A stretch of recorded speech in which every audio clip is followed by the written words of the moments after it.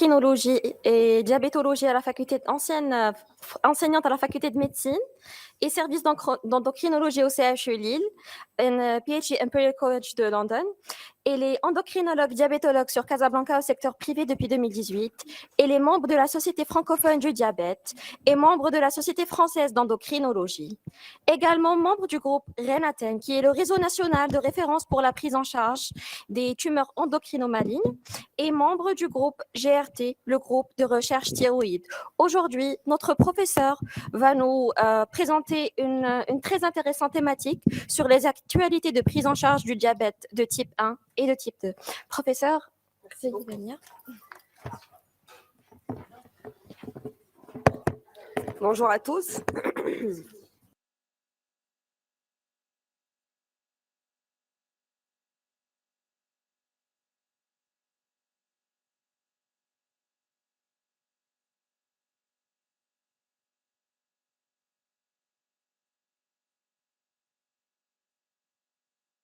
Très pertinent.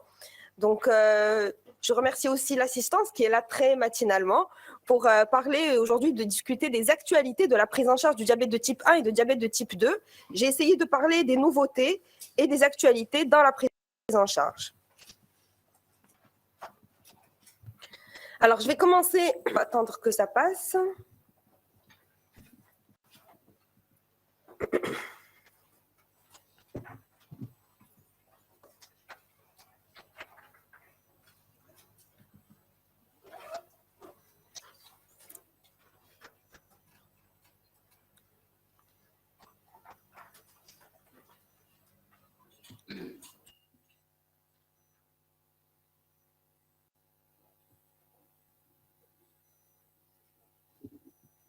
Les slides, ça passe.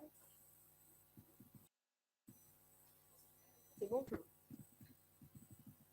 Un petit retard. Donc, un patient qui vous consulte à l'âge de 34 ans, poursuivi de son diabète de type 1, qu'il a depuis l'âge de 12 ans, il a toujours eu un diabète instable, avec sur son historique des hémoglobines glyquées qui oscillent entre 8,8 et 9,5. Il est sous traitement par analogue, donc lente, 27 unités le soir, et analogue rapide, entre 8 à 12 unités à chaque repas. Il se pose plusieurs questions sur le déséquilibre de son diabète et également sur le risque de diabète chez sa descendance, car sa femme est enceinte. Donc, quelle est la problématique posée par le diabète de type 1? Vous savez que dans le diabète de type 1, il y a plusieurs problématiques. D'abord, l'instabilité du diabète par période de la vie, les préadolescents, la grossesse, les événements intercurrents et aigus. Deuxièmement, la variabilité glycémique interjournalière et intra-individuelle. Troisièmement, les schémas thérapeutiques parfois incompatibles. Aujourd'hui, on a encore des diabétiques de type 1 sous prémixés, des manques de rapide à chaque repas, des doses fixes. Et enfin, l'absence de surveillance glycémique régulière, l'absence d'adaptation thérapeutique. Ces 4 problématiques font que le diabète de type 1 va trouver des difficultés à optimiser l'équilibre glycémique. Et on va voir aujourd'hui comment essayer de voir pour améliorer la prise en charge par ces points. Alors, la prévalence mondiale, les actualités diagnostiques, comment optimiser la prise en charge et quelles nouveautés de prise en charge. Alors, concernant les particularités, il faut savoir que le diabète de type 1, c'est vraiment rare par rapport au diabète de type 2, ça vous le savez. Il concerne surtout l'enfant et l'adulte jeune. 50% des cas apparaissent avant 20 ans. Et le dernier screening en 2019, c'était 1 million de diabétiques de type 1 dans le monde.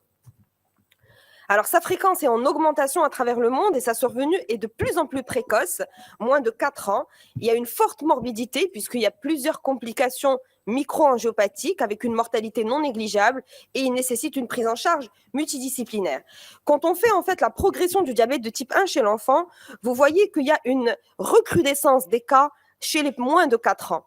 Avec aujourd'hui la plus forte prévalence de l'enfant, c'est les enfants de moins de 4 ans, avec 70 000 enfants aujourd'hui qui ont moins de 15 ans.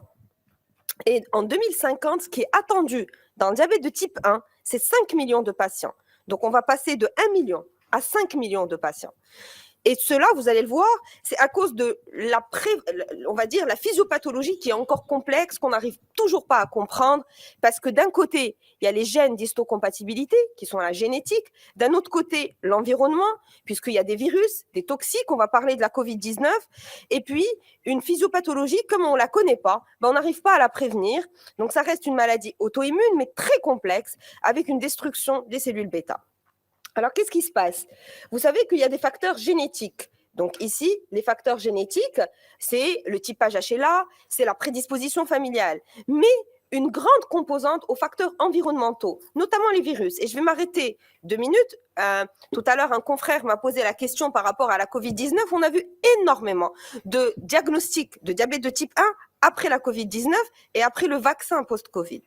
Donc, ce n'est pas le vaccin qui a fait que le diabète est apparu chez l'enfant, ce n'est pas la Covid-19 qui a fait que, mais les facteurs environnementaux de type viral, on va dire la réaction inflammatoire qui a été provoquée par ces virus a fait qu'il y a une recrudescence de diagnostics dans les mois qui ont précédé. C'est une réponse auto-immune qui va se faire face à cette infection et donc les cellules bêta vont se voir agressées, vont moins sécréter d'insuline et on aura une symptomatologie. Regardez ce qui se passe. En fait, dans le pancréas, il y a des cellules lymphatiques. Ces cellules lymphatiques vont se voir agressées par des virus. Ces virus vont présenter des antigènes. Normalement, ce qui va se passer, c'est qu'on doit, une fois qu'on a présenté aux cellules T pancréatiques, on doit faire que les virus vont être attaqués et vont être tués par ces cellules. Mais parfois, on n'a pas d'intervention, où là, on a une insulite tellement destructive qui fait que les cellules régulatrices ne font pas de rémission, mais au contraire, une inflammation. Et c'est ce qui se passe. Quand on fait l'anatomopathologie de ces cellules, on voit qu'il y a une destruction complète des îlots avec une apparition des symptômes de diabète. Donc, comprenez-le, en termes de physiopathologie du diabète de type 1, il y a une balance entre immunité, c'est les cellules, les CD4, les CD8, les cellules bêta, les cellules activatrices dendritiques, mais aussi la régulation. Et donc, quand il y a une exposition avec une balance qui est irrégulière, ben, on aura une apparition du diabète. En termes de nouveautés, les anticorps, donc vous connaissez tous les anticorps avec lesquels on diagnostique le diabète de type 1, notamment vous connaissez les anticorps anti-GAD, les anticorps anti-IA2, donc ici la cellule pancréatique, et vous voyez la cellule, il y a plusieurs antigènes, et ces anticorps, quand ils attaquent ces antigènes, on peut les retrouver dans le sang. Quand on fait la prise de sang, vous trouvez les anticorps anti-GAD, les anticorps anti-IA2, les anticorps anti-insuline. Mais la nouveauté, et on va dire l'anticorps le plus spécifique aujourd'hui et le plus sensible, c'est les anticorps anti-ZNT8. Et donc, quand vous avez des anticorps anti-GAD négatifs chez un enfant, faites les anticorps anti-ZNT8 parce que c'est plus sensible et c'est plus prédisposant au diabète de type 1. Alors, en termes de stade, donc vous avez, une fois que vous avez des anticorps anti-GAD, anti-IA2, anti-ILO ou anti-ZNT8, on n'a pas l'obligation d'avoir tous les anticorps, c'est un anticorps va faire qu'on va diagnostiquer la maladie auto-immune, ben on aura des stades, c'est-à-dire qu'au stade d'anticorps seul, on peut avoir plusieurs années où la glycémie va rester normale, c'est-à-dire c'est le stade présymptomatique. Un enfant peut avoir des anticorps positifs et ne jamais devenir diabétique. Il va rester plusieurs années en glycémie normale. D'ailleurs, on le verra dans la fratrie. Le stade 2, c'est quand les anticorps sont positifs, que la glycémie est élevée, mais que le patient est présymptomatique, c'est-à-dire que le patient a encore de la sécrétion en insuline.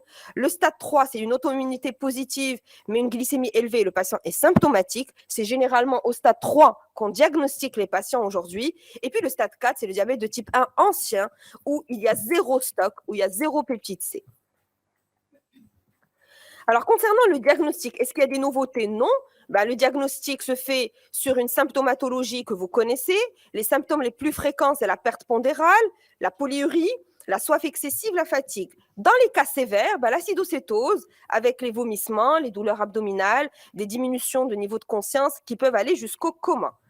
Et donc, les recommandations de l'ADA en 2017, il faut retrouver au moins un critère biologique suivant pour diagnostiquer le diabète, une glycémie à jeun depuis au moins 8 heures supérieure au 1,26, un test de tolérance au glucose, donc pour les enfants, c'est 1,75 g par kilo, maximum 75 g, pour les adultes, c'est toujours 75 g, avec une glycémie supérieure à 2 g après 2 heures, Une glycémie supérieure à 2 heures chez un patient présentant des signes d'hyperglycémie ou une crise hyperglycémique, ou une hémoglobine glyquée supérieure à 6,5. Dans 90% des découvertes de diabète de type 1, on note la présence d'auto-anticorps, comme je vous ai dit, les IA2, les GAD et les anti-insulines, et puis les ENT8, c'est depuis 2014 qu'ils sont associés au diabète de type 1. Alors, le traitement, est-ce qu'il y a une nouveauté en termes de traitement et en termes de prise en charge? Le dogme dans le diabète de type 1, c'est cette étude. C'est l'étude DCCT et EDIC. C'est une étude ancienne, très ancienne, mais qui nous a appris quelque chose. Elle nous a appris que dans le diabète de type 1, l'optimisation du traitement va être associée à la non-apparition des complications microangiopathiques. C'est-à-dire que dans le groupe qui a été traité de manière intensive avec un contrôle métabolique strict, il y a eu moins de 54% de rétinopathie, moins de 40% de microalbuminurie, de maladies rénales diabétiques et moins de 60% de neuropathie. Ce n'est pas pareil que dans le diabète de type 2. Dans le diabète de type 1, l'hémoglobine glyquée est strictement associée aux microangiopathies, aux complications microangiopathiques, notamment la neuropathie et la rétinopathie. Donc, le contrôle métabolique est très important. Et on sait aussi, dans DCCT, dans cette étude, que ce contrôle métabolique a un prix. Le prix, c'est les hypoglycémies. Et donc, le nombre d'hypoglycémies sévères, forcément, est majoré dans le groupe où on traite de manière intensive. Et donc, il faut qu'on fasse, on va dire, une bonne balance entre ces hypoglycémies et ce contrôle métabolique. Et concernant les cibles métaboliques, c'est moins de 7% pour tous les patients de moins de 25 ans, moins de 7,5 si le risque d'hypoglycémie est élevé, et moins de 6,5 quand cette possibilité est appropriée et atteignable sans hypoglycémie. Et donc, on sait que dans le diabète de type 1, l'insulinothérapie est la base principale du traitement. Et donc, cette insulinothérapie, elle a des règles dans le diabète de type 1. Elle n'est pas la même du tout que dans le diabète de type 2. D'abord, le choix va dépendre de l'âge, des conditions de vie, des moyens socio-économiques, on est d'accord. Mais l'idéal, c'est de mimer la sécrétion physiologique d'insuline. Donc, un diabétique de type 1, il est obligatoirement sous basal bolus pour avoir un contrôle métabolique strict et optimisé. Et ou pompe d'insuline dans vraiment les possibilités quand cela est possible. Alors, les besoins insuliniques varient. En général, on est entre 0,8 à 1,2 unités kilo par jour. Ils sont plus importants en cas d'anticorps très positifs. Et à la puberté, on peut arriver à 1,5 unités kilo par jour, plus important chez l'adulte jeune. Et donc, on va mimer la physiologie, c'est-à-dire qu'il nous faut une insuline basale une fois par jour et une insuline rapide à chaque repas. Si le patient prend 3 repas, c'est 3 bolus de rapide. Mais si le patient prend 4 repas, c'est 4 bolus de rapide. S'il prend un goûter, l'après-midi, c'est une 4e injection. Alors, comment optimiser justement cette prise en charge? Il faut savoir que le développement d'insuline a vu énormément d'actualité et qu'avant, on n'avait pas beaucoup de choix dans le traitement puisqu'on n'avait que les insulines humaines et on avait beaucoup d'insulines mixtes. Mais depuis les années 2000, nous avons les analogues lents et puis depuis 2 ans au Maroc, on a les analogues basales ultra lents qui sont très, on va dire, adaptés à la prise en charge du diabétique de type 1. Alors, les nouvelles insulines, on en a 2 sur le marché. On a la Glargine U300 qui est là depuis à peu près 1 an et demi et on a la Degludec. Donc 2 insulines ultra lentes qui nous permettent aujourd'hui d'avoir un rôle dans l'optimisation du traitement. Donc en termes de Glargine U300 par rapport à la Glargine U100, on a une diminution des hypoglycémies et une diminution des hypoglycémies nocturnes. Quand on fait un face-to-face entre Glargine U300 et la Degludec, par exemple, on a une même efficacité en termes d'hémoglobine glyquée avec un effet important sur la variabilité glycémique et la variabilité interindividuelle.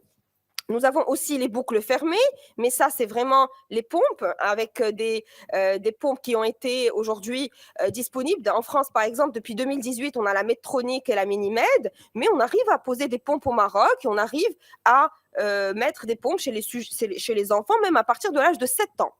On a même aujourd'hui ce qu'on appelle le pancréas artificiel, c'est le projet Diabloop connecté avec la pompe Cellnovo, capteur Dexcom, ou là le contrôle IQ avec la pompe Tandem Slim, Dexcom G6, tout ça, c'est en France. On n'a pas encore le pancréas artificiel au Maroc, mais ça va arriver. Donc, c'est quand même des choses qui encouragent les parents des enfants diabétiques et qui permettent aujourd'hui d'optimiser la prise en charge. Alors, en termes de surveillance, vous connaissez freestyle, et donc l'international consensus qui nous permet aujourd'hui d'utiliser le freestyle chez les patients diabétiques de type 1 nous donne quelques renseignements. Ça évite les automesures glycémiques capillaires contraignantes, permet un monitoring continu avec des systèmes en temps réel, la nécessité de mesures quantitatives standardisées de la variabilité, avec un coefficient de variabilité qui doit être en dessous de 36%, et le temps passé dans la cible, ce qu'on appelle le time in range, le TIR, qui doit être entre 0,70 à 1,80 ou 1,40 en fonction de l'hémoglobine glyquée. Mais quand on voit ça et quand on analyse nos patients, on a 21% des diabétiques de type 1 qui atteignent cet objectif. Donc, on doit améliorer la prise en charge de nos patients, comme je vous ai dit, par l'optimisation des insulines, par l'amélioration des doses. On ne peut pas passer par des doses fixes et l'insulinothérapie fonctionnelle. Donc, le freestyle, c'est celui-là. Donc, là, aujourd'hui, on a pas mal de patients qui sont équipés, même si on a du mal à s'en procurer, mais beaucoup de nos patients diabétiques de type 1. Alors, juste savoir quelque chose par rapport au freestyle, parce que vous aurez des patients qui sont sous freestyle et qui vous posent la question, quand je mets mon freestyle et que j'ai une glycémie, elle n'est pas pareille que la glycémie capillaire. Bien sûr, elle n'est pas pareille que la glycémie capillaire, puisque le freestyle vous dose la glycémie interstitielle et pas capillaire. Et donc, regardez, ça c'est un schéma que j'utilise pour les enfants qui viennent au cabinet. Je leur explique aux parents que ici, vous avez un niveau qui est le même, qui est stable entre la glycémie capillaire en rose, la glycémie interstitielle en mauve. Mais quand vous mangez, la glycémie interstitielle est en retard par rapport à la glycémie capillaire. Et donc, vous avez un décalage avec une hypoglycémie. Je vais passer par peut-être le micro, c'est plus simple. Donc, le mauve, la glycémie interstitielle, avant de manger, juste après manger, elle est en retard. Mais après, quand vous finissez le pic glycémique, ben, la glycémie interstitielle va rester supérieure à la glycémie capillaire. Donc, il y a une différence. Et cette différence vers le haut ou vers le bas dépend du repas. D'accord? Donc, vous aurez des différences.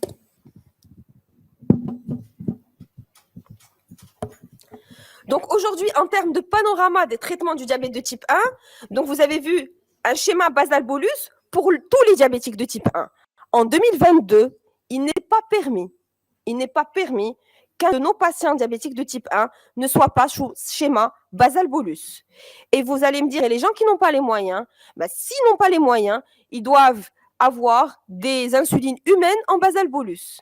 À ce moment-là, on les mettra sous NPH en 2 fois par jour et en acte rapide en 3 fois par jour. Mais on ne peut pas avoir de la Mixstar chez un patient diabétique de type 1 et on veut l'optimiser, on veut éviter les complications. Quand c'est possible, les pompes et l'autosurveillance par Holter.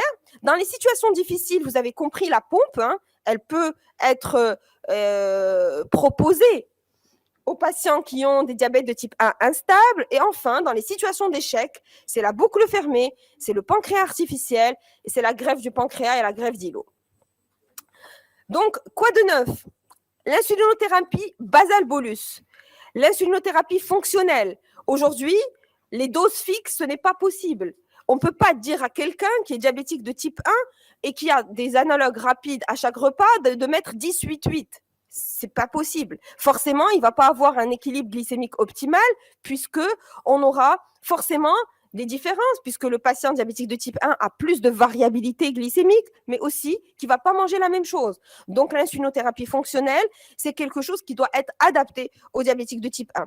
Privilégier les insulines basales de 2e génération. On en a 2 au Maroc, la Glargine U300 et la Tresiba. C'est des insulines qui sont très, on va dire, compatibles et vraiment qui améliorent l'optimisation du diabétique de type 1. Et enfin, dans les cas difficiles, la pompe, la boucle fermée et la boucle ouverte quand on peut pour des patients instables, très difficiles et qui font trop d'hypoglycémie.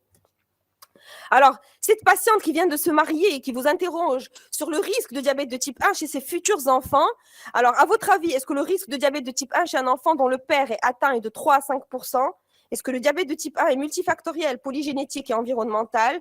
Les personnes du groupe HLA, DR2 homozygotes ont un terrain susceptible au diabète. La présence d'anticorps anti-GAD annonce la survenue certaine du diabète de type 1 et il n'existe actuellement pas de traitement préventif de l'autoimmunité. La réponse est ABE. Oui, le risque de diabétique chez un enfant dont le père est atteint est supérieur à la population générale. Vous savez que dans la population générale, on est alors de 0,5 à 1% de la population. Mais quand le papa est diabétique, on a plus de risque de faire du diabète. Pour une fois, c'est par le père et pas par la mère. C'est-à-dire qu'on a plus de risque quand le papa est diabétique que quand la maman est diabétique. Et oui, c'est vrai que le diabète est multifactoriel, polygénique et environnemental. Et ce n'est pas HLA-DR2, mais c'est l'HLA-DR3 et DR4 qui associés au diabète de type 1.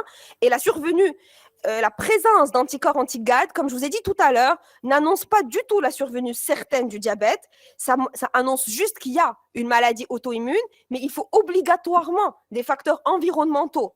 Et ces facteurs environnementaux, ben, ils ne sont pas obligatoirement là, ils ne vont pas forcément venir. Et donc, justement, c'est ce qui fait que la physiopathologie est complexe et qu'on n'arrive pas à prévenir. Et donc, si vous voulez savoir les risques de survenue par rapport aux diabétiques de type 1, donc quand on a DR3, DR4, c'est 7%. Quand on a une maman diabétique, c'est 2 à 3. Quand on a un papa, c'est 4 à 5. Quand on a un frère ou une sœur diabétique de type 1, c'est 5%. Quand on a un frère ou une sœur, mais HLA différent, c'est moins de 1%. Et quand on a un frère ou une sœur avec un HLA identique, c'est 15%. C'est-à-dire même dans des jumeaux homozygotes, ben, on n'a pas obligatoirement à 100% de diabète chez les deux enfants. C'est le maximum on va dire, qui montre que dans la génétique, il y a vraiment une grande difficulté, c'est que deux jumeaux homozygotes ont la même génétique, ils ont le même HLA. Et ben ils n'ont pas forcément la survenue du diabète de type 1 chez les deux enfants. Donc, ça veut dire que le typage HLA, c'est 15%, mais c'est 75% ou 85% la présence d'autres choses. Alors, concernant le diabète de type 2, est-ce qu'il y a des actualités? Alors d'abord, je vais attirer votre attention qu'aujourd'hui, on est tous là et on a des chiffres qui sont alarmants. La présence du diabète de type 2 ou l'apparition du diabète de type 2 au Maroc est en train de flamber. Vous le savez déjà, on est sur des chiffres officiels de 10,6%, mais on est à peu près à 13% de prédiabétiques. C'est-à-dire qu'on a 3,5 millions de patients diabétiques de type 2 et 4 millions derrière qui sont prédiabétiques et qui vont devenir diabétiques si on ne fait rien. Donc aujourd'hui, je vais insister sur le prédiabète. Et aujourd'hui, vous voyez, vous avez la chance, vous, de voir au cabinet des patients prédiabétiques parce que vous faites des bilans pour autre chose. Et vous tombez sur une hémoglobine glyquée entre 5,7 et 6,4. Et c'est là où il faut qu'on travaille. Parce que si on atteint le diabète de type 2, je pense qu'on n'aura pas de valeur ajoutée pour nos patients. Et donc, le prédiabète, c'est important. Comment on diagnostique un prédiabète? Le prédiabète, c'est ce que vous voyez, les glycémies à jeun entre 1 et 1,25. Un patient qui vient avec une glycémie à 1,12, ben, ce n'est pas normal. D'accord? Même s'il a une hémoglobine glyquée à 5,5 ou 5,6. D'accord? Alors, aussi, l'hémoglobine glyquée entre 5,7 et 6,4, c'est une définition de prédiabète. Et pourquoi c'est important? Parce que quand vous prenez en charge le prédiabétique, ben vous lui améliorez le risque cardiovasculaire. Parce que le risque cardiovasculaire d'un prédiabétique est supérieur à un patient normal, dont la glycémie est normale. Donc, l'hazard ratio des facteurs de risque cardiovasculaire commence dès le prédiabète. Et pour prévenir chez un patient donc vivant avec un diabète, il faut modifier le style de vie, l'hygiène de vie, il faut contrôler la glycémie, il faut contrôler les autres facteurs, la pression artérielle et les lipides, et en fin de compte, les antiagrégants pour certains patients à risque. Et donc, concernant la prise en charge du prédiabète et la place de la metformine, on a eu 20 essais, 6700 participants, 15 études qui ont montré metformine versus régime plus exercice, 3 études metformine plus régime alimentaire versus régime plus exercice et 7 études metformine versus un autre antidiabétique oral. On me pose toujours la question, est-ce que la metformine a l'AMM dans le prédiabète? Non, elle n'a pas l'AMM parce que dans les conclusions, on a montré que, la metformine par rapport au placebo ou au régime alimentaire et l'exercice physique a réduit ou retardé le risque de diabète de type 2 chez les personnes présentant un risque accru de développement. Mais quand on a fait un face-to-face metformine versus régime plus diète, ben, c'était la même chose. Donc, c'est pour ça qu'aujourd'hui, on n'a toujours pas l'AMM.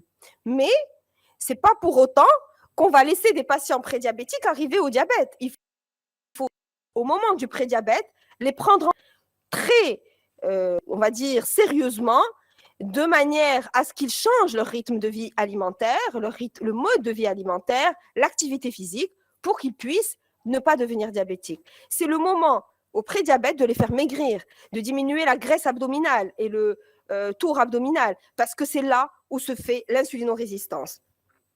Donc les challenges, l'équilibre glycémique, l'éviction des complications vasculaires, la protection cardio-rénale, les hypoglycémies, la qualité de vie et l'observance. Ça, c'est les challenges qui sont importants dans la prise en charge de nos patients diabétiques de type 2. Concernant les traitements, on n'a pas beaucoup de changements en 2021-22. On a toujours la metformine, les sulfamides que vous connaissez, qui ont une action sur l'insulinosécrétion. La classe des analogues du GLP-1 et les inhibiteurs des PP4, on va dire qu'elle n'est plus aussi récente que cela, puisqu'elle est là depuis, on va dire, 2012-2013. Les inhibiteurs des PP4 même un peu avant. Et puis, nous avons la dernière classe née sur le marché, mais ça fait déjà 4 ans, c'est les inhibiteurs du SGLT2 qui agissent par le rein. Aujourd'hui, dans la prise en charge diabétique de type 2, on a de la chance. On a de la chance, on a tout ça. Et nos patients diabétiques de type 2 peuvent avoir et privilégier d'une prise en charge très adaptée par rapport à l'arrivée de ces nouvelles molécules. Donc, la première importance, c'est qu'il y ait une individualisation. On ne peut pas avoir la même ordonnance pour tout patient diabétique de type 2, puisque les diabétiques ne sont pas pareils, ils sont différents. Les profils sont différents.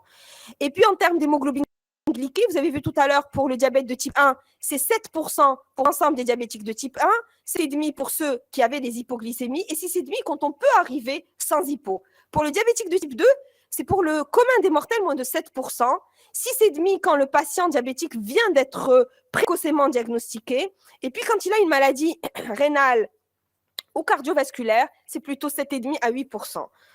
Et en termes de recommandations, ben on a la metformine, bien sûr, en première intention, en même temps que les règles hygiéno-diététiques. J'insiste, en même temps, quand vous avez quelqu'un qui a 1,27 de glycémie ou qui a 6,5 d'hémoglobine glyquée, ce n'est pas le moment de faire que le régime. C'était avant. C'était quand il avait entre 5,7 et 6,4. Mais quand il a 6,5 et qu'il a 1,28, il faut d'emblée mettre en place la metformine. Parce que si la metformine n'a pas encore démontré d'effet manifeste en prédiabète, ben elle a montré dans le diabète de type 2 précoce. Donc, quand on arrive à 6,5, on n'a pas le droit de dire au patient « revenez dans 3 mois ». D'accord? C'est que dès qu'il a 1,28, dès le J1, où il vous voit à 1,28, à 6,5, il faut commencer le traitement.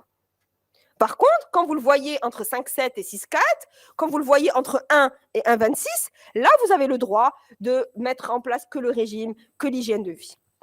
Mais une fois qu'on a mis la metformine, ben on a le choix. Et là, je vais vous proposer 3 profils.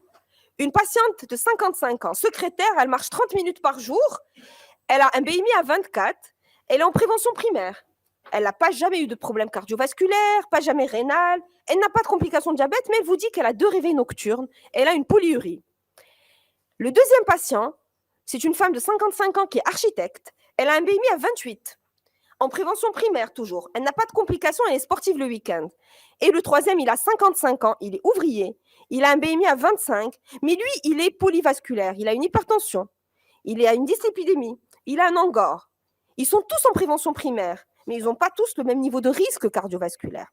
Les 3 patients sont sous metformine 1 gramme 2 fois par jour et ils ont 8%. Donc, ils ne sont pas bien équilibrés. Pour les 3 patients, vous voulez une hémoglobine glyquée à combien? En dessous de 7% pour les 3 patients. Mais est-ce qu'on va y arriver de la même manière? Sûrement pas. Alors que nous disent les recommandations, 2022 n'a pas changé par rapport à 2021, ben ils nous disent qu'on a l'obligation aujourd'hui, l'obligation d'avant, après la metformine, de penser cardiovasculaire. Juste après la metformine, on est obligé de dire et d'interroger le patient, est-ce qu'il a des facteurs de risque? Est-ce qu'il a des facteurs de risque? C'est-à-dire, est-ce qu'il a une maladie cardiovasculaire? Est-ce qu'il a une maladie rénale? Ou est-ce qu'il a des facteurs de risque? Est-ce qu'il est hypertendu? Est-ce qu'il a une dyslipidémie? Est-ce qu'il a un angor? Est-ce qu'il a déjà fait une maladie métabolique hépatique, etc. Quand il y a la réponse est oui, ben on est dans l'obligation, après la metformine, de lui proposer une molécule qui a démontré un bénéfice au risque cardiovasculaire. C'est-à-dire, on en a deux. On a l'analogue du GLP-1 et l'inhibiteur du SGLT2. Mais quand la réponse est non, on n'a pas de maladie cardiovasculaire, pas de maladie rénale, il n'y a pas trop de facteurs de risque, là, on a le choix. On a le choix de faire ce qu'on veut. Soit on lui propose des sulfamides, soit on lui propose des inhibiteurs des PP4, des analogues du GLP-1 ou des inhibiteurs du SGLT2. Donc, en fonction des 3 patients de tout à l'heure,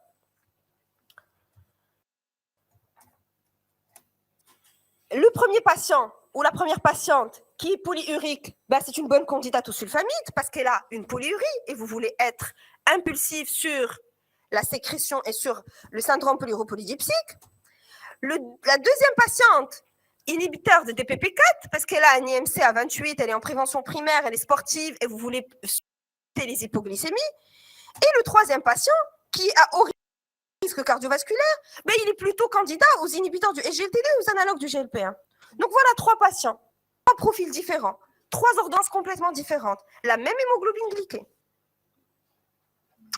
À travers ça, vous comprenez, c'est juste des étiquettes, des vignettes. On peut discuter de beaucoup d'autres traitements. Mais c'est pour vous montrer qu'on ne peut pas proposer le même traitement aux mêmes patients, qui sont différents nos patients au cabinet et qu'ils dépendent vraiment de leur dérogatoire, de leur maladie, de leur ancienneté, etc. Donc, aujourd'hui, la route est droite, mais la pente est dure et forte. Mais on est obligatoirement aujourd'hui face à un challenge, que ce soit pour le diabète de type 1 ou que ce soit pour le diabète de type 2.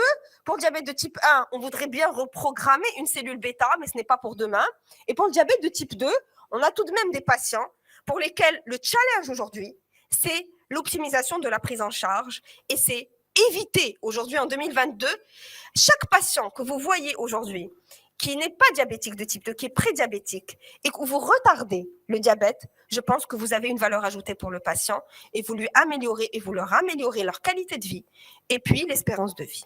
Donc oui, on a un challenge, mais on a aussi une grande passion pour nos patients, et en fait, je pense que c'est important qu'on insiste, les bilans métaboliques, c'est important, et puis l'éviction du diabète de type 2, je pense que c'est notre affaire à tous. Je vous remercie pour votre attention.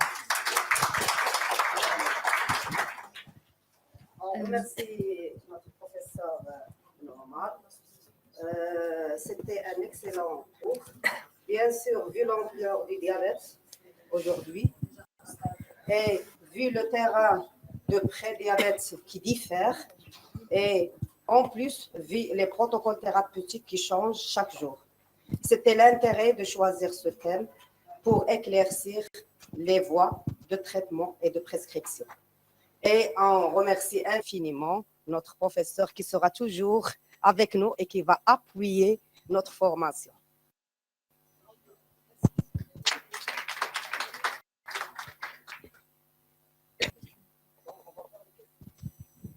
Si vous avez des questions, c'est le moment.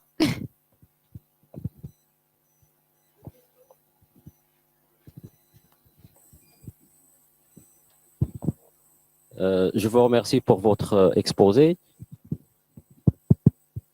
Pour les signes cliniques de prédiabète, vous avez parlé de l'asthénie, vous avez parlé de la polyurie, la polydipsie. Il y a un signe clinique très important qui précède de plusieurs années chez l'enfant. C'est le prurite. Quand un garçon, il gratte une longue durée et on l'examine, on ne trouve rien du tout, il faut penser à aller loin pour chercher ce qui est prédiabétique.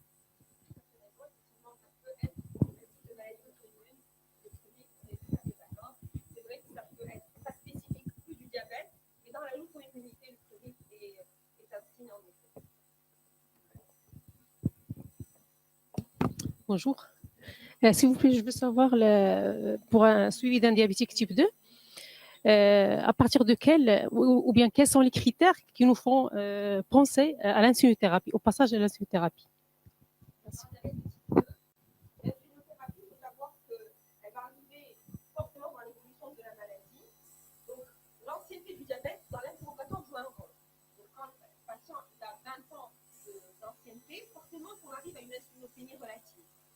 Mais qu'est-ce qui va faire que cliniquement, déjà, on va penser à l'insuline? C'est les signes d'insulinopénie. L'amaigrissement, personne qui ne fait aucun effort sur le rythme alimentaire ou sur la hygiène alimentaire et pourtant il perd du poids, c'est un signe. Et puis, l'hyperglycémie du matin. malgré une hémoglobine glyquée, on va dire optimisée, on arrive à des glycémies élevées au-dessus de 1,80 le matin, c'est un premier signe d'insulinopénie, puisque ça veut dire que le pancréas n'arrive plus à sécréter de l'insuline pour contrer la néoglucogénèse et la glycogénolyse hépatique. Généralement, il faut comprendre que l'insuline basale, elle est à instaurer, on va dire assez rapidement dans le diabète type 2, entre 15 ans et 20 ans au plus tard. 15 ans et 20 ans au plus tard. Il y a des patients, et dans le cas PDS, on a même montré que dès 5 ans de diabète, 40% auraient peut-être besoin d'insuline, si on veut optimiser la glycémie à jeun. Ce n'est pas le cas en réalité, mais après 15 ans d'évolution du diabète, on sent déjà des signes d'insulinopénie. Donc cliniquement, quand il y a un signe, mais quand vous voyez des hyperglycémies de jeûne le matin, c'est un signe que le pancréas, on doit un peu l'aider par l'insuline basale. Y a-t-il d'autres questions? Donc, je ne vois